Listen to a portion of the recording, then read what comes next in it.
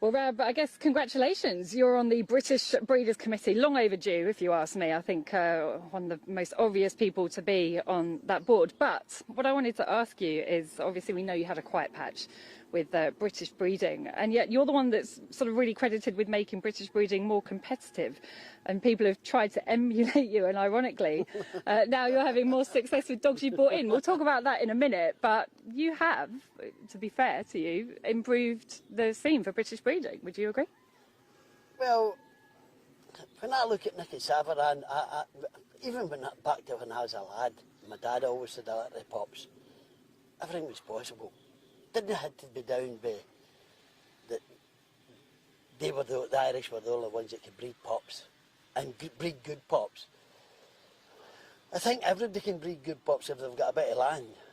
I've said this before, all these farmers are out here complaining about they're not making money. Well, rent out a bit of your land, give a young lad a chance to rear some pups. The chances are that you could come across a 20 or 30 grand dog that somebody will buy, especially when they're British bred. Somebody will go for it because the money that's getting involved in British breeding is good. And yes, I've got to agree with you. Nicky and my dad always gave me the insight to it and thinking that I could do it. I always knew I could do it deep down in, that we could work hard and try and do it. And I think you've got to get the right line, the right bitches. But funny enough, I was talking to Donna and we were talking about British breeding. She says that was the one thing we always wanted to do, was what you had done.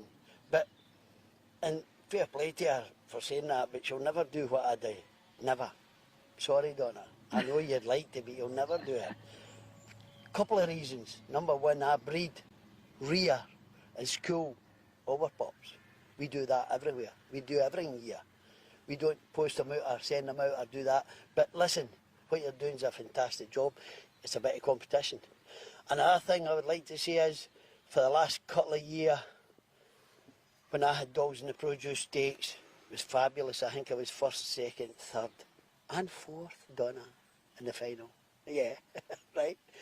But back then, there was a certain journalist wanting all garden to be stocked in British breds because the McNairs was going out there and we were guarded and, oh, garden shouldn't be allowed in British breds. Oh, he's been very quiet the past couple of years about it. I wonder why. Is it because I haven't got 9 minutes? Or Liz? Tut, tut, tut. Well, you've laid down the gauntlet to Donna. I think you'd take Forest Natalie in your kennel if you could. But anyway, we'll move on from there. Yeah,